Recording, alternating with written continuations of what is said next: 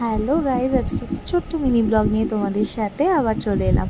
তো আজকে আমরা গেছিলাম হচ্ছে রঙ্গোলি মলে, আমি, দিদি আর কুট্টুর ফার্স্ট টাইমই আজকে গুরু বাইরে। আর অন্নপ্রাশনের পরে এই ফার্স্ট টাইমই ওকে মনে হয় বের করলাম আমরা। এমনি আগে বেরিয়েছিল, বাট অতটা নয়, ডাক্তার চেক আপ আর এসবে।